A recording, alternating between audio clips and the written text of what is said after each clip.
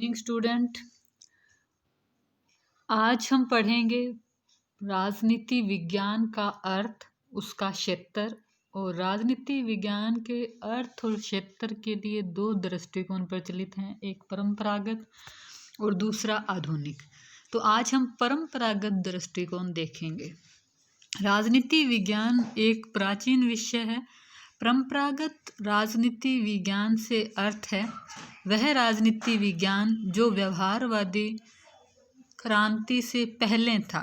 परंपरागत राजनीति विज्ञान के सिद्धांत अपने प्रतिपादक के व्यक्तित्व दृष्टिकोण से प्रभावित रहे। परंपरागत राजनीति विज्ञान क्या है? यह मानता है कि राजनीति विज्ञान में क्या है के स्थान पर क्या होना चाहिए, मूल्यों पर बल देता है।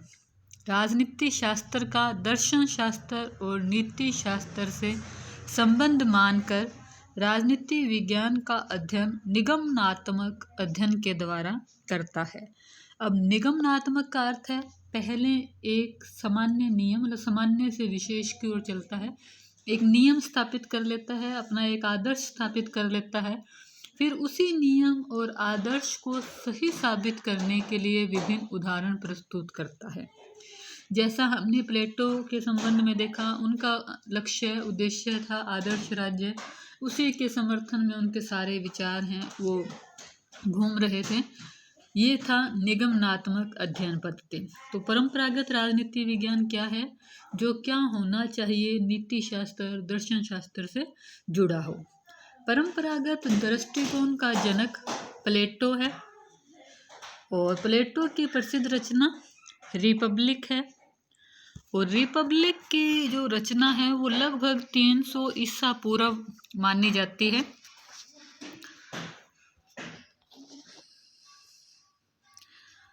और परंपरागत राजनीति विज्ञान में किन किन चीज़ों का अध्ययन किया जाता है? परंपरागत राजनीति वैज्ञानिक मानते हैं कि राजनीति विज्ञान में राज्य, सरकार, मानव, राजनीतिक संस्थाओं, अंतर्राष्ट्रीय संबंध, कूटनीति का अध्ययन किया जाता है। इसको लेकर विभिन्न विद्वानों ने अपनी अपनी परिभाषाएं दी हैं, जिन्हें हम अभी देखेंगे। राजनीति विज्ञान जो परंपरागत राजनीति विज्ञान था, उसकी अध्ययन पद्धतियाँ किन किन टेक्निक से वो अध्ययन करने पर बल देते थे, तो वो हैं दार्शनिक पद्धति, ऐतिहासिक पद्धति, तुलनात्मक पद्धति और कानूनी। उनकी डिटेल मैं आपको बाद में बताऊंगी। पहले हम परंपरागत राजनीति विज्ञान का जो क्षेत्र है और उसको लेकर विभिन्न विचारकों ने क्या क्या कहा है उसके बारे में अध्ययन करेंगे। जैसे कि हमने पहला देखा, राजनीति विज्ञान राज्य का अध्ययन है। तो ये राजनीति विज्ञान की परंपरावादी परिभाषाओं में हम देखते हैं तो ये मानते हैं कि राजनीति विज्ञान सिर्फ राज्य का अध्ययन करता है। इसको मानने वाले विचारकों में आएंगे गार्नर, ब्लैंचली, गैरेज, एक्टन आदि। उसके बाद दूसरी कैटेगरी में है सरकार का अध्ययन। तो ये विचारक मानते हैं कि राजनीति विज्ञान राज्य के स्थान पर सरकार का अध्ययन करता है। ये कहते हैं कि राज्य है वो तो अमूर्त है, दिखाई नहीं देता, सरकार है वो मूर्त है। इसीलिए राजनीति विज्ञान का संबंध सिर्फ और सिर्फ सरकार के अध्ययन तक ही है। इसमें जॉन सीले, लिकॉक आदि विद्वान आते हैं। फिर थर्ड कैटेगरी आती है जो मानती है कि राजनीति विज्ञान राज्य और सरकार दोनों का अध्ययन है। इसमें पॉल जेनेट, गिलक्राइस्ट, गैटल आदि विचारकों को शामिल किया जाता है।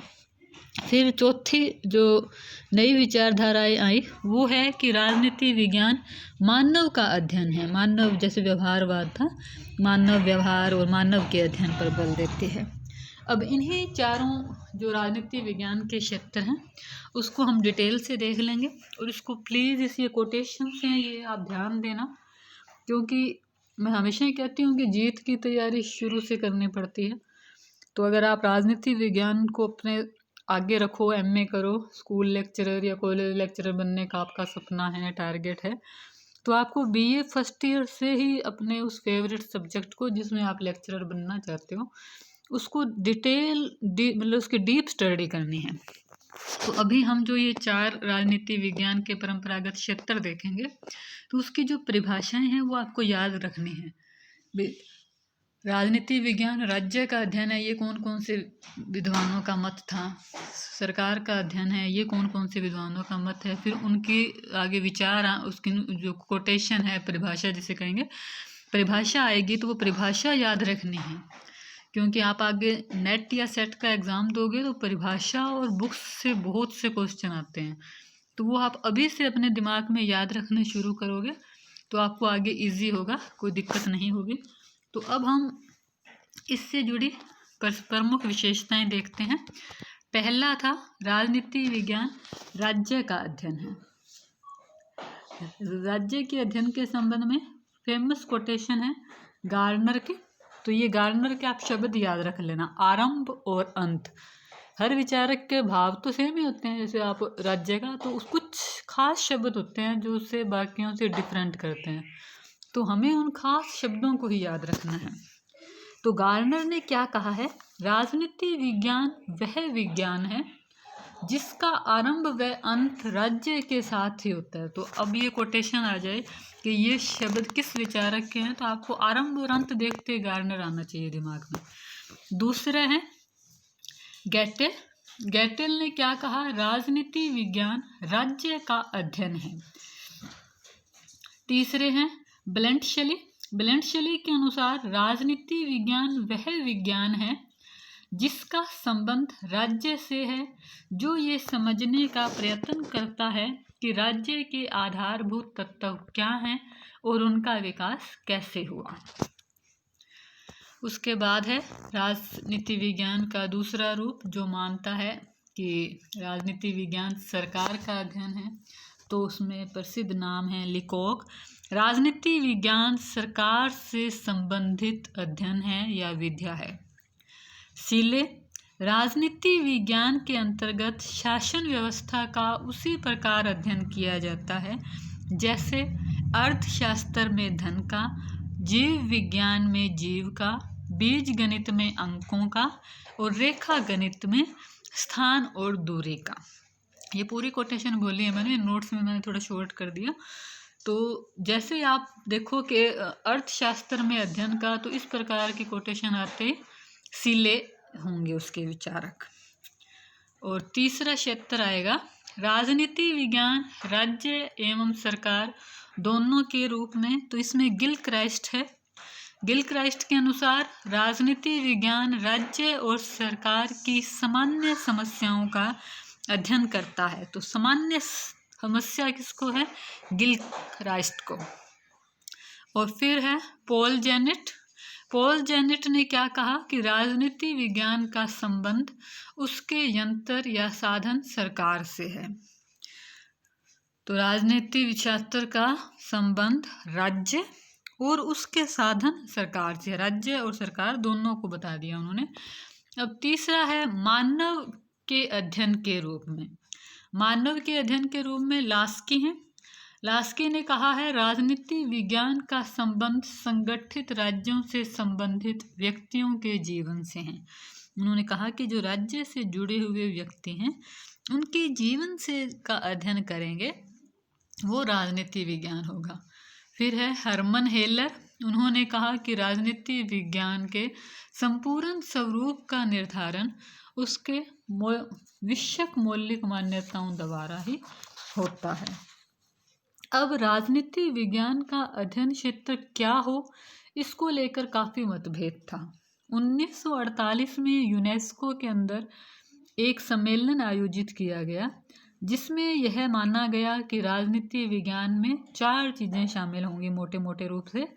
पहला राजनीतिक सिद्धांत, दूसरा राजनीतिक संस्थाएं, तीसरा दल समूह और जनमत। दल में जैसे दलीय प्रणाली, दबाव समूह, जनमत संग्रह आदि, और अंतर्राष्ट्रीय संबंध। तो पॉलिटिकल के अंदर 1948 के सम्मेलन में डिसाइड किए 4 टॉपिक, सिद्धांत, संस्थाएं, दल समूह और जनमत, और अंतर्राष्ट्रीय संबंध। इस पे वो एक मत हुए। अब हम देखेंगे परंपरागत राजनीति विज्ञान की अध्ययन पद्धतियाँ। तो अध्ययन पद्धतियों में जो मैंने कहा था कि हम पहले अर्थ देख लेते हैं फिर अध्ययन पद्धतियाँ देखेंगे। तो अध्ययन पद्धतियों में क्या क्या है। पहली अध्ययन पद्धति है दार्शनिक, मतलब ये क्या मानते हैं कि राजनीति का अध्ययन हमें कैसे करना चाहिए। दार्शनिक पद्धति को निगमनात्मक पद्धति का ही भाग माना जाता है। जैसे कि मैंने कहा कि यह पहले नियमों को स्थापित करती है, फिर उससे जुड़े हुए उदाहरण देती हैं। इस पद्धति का प्रयोग करने वाले विचारकों में Plato, Thomas More, Rousseau, Hegel, Greek, Bosanquet आदि थे। फिर है ऐतिहासिक पद्धति। ऐतिहासिक पद्धति में ये मानते हैं कि इतिहास राजनीति की प्रयोगशाला है। इतिहास में जो घटनाएं हुई उनका अध्ययन करना चाहिए, वो राजनीति के भविष्य निर्माण में काफ़ी सहायक है। इस पद्धति पर बल दिया मैकियावेली, मोंटेस्क्यू, बर्क और बोंदा ने। इन्होंने अपने अध्ययन में इतिहास में जो घटनाएं हुई उनका अध्ययन किया। फिर है तुलनात्मक पद्धति। तुलनात्मक पद्धति के जनक अरस्तु हैं। अरस्तु ने अपने ग्रंथ पॉलिटिक्स में 158 मतलब तुलना करना, दो या दो से अधिक चीज़ों की क्या समानताएं हैं, क्या असमानताएं हैं, उसकी तुलना करना तुलनात्मक पद्धति में आएगा। अरस्तु, टोकविले, ब्राइस, मोंटेस्क्यू ने इन पद्धतियों का प्रयोग किया। चौथी अध्ययन पद्धति है कानूनी पद्धति। कानूनी पद्धति में राज्य के कानूनी आधार पर बल दिया जाता है। यह राज्य को एक कानूनी इकाई मानती है जिसका काम है कानून बनाना, उसे क्रियान्वित करना। इस पद्धति के समर्थक हैं विलोबे, डिग्विट इत्यादि।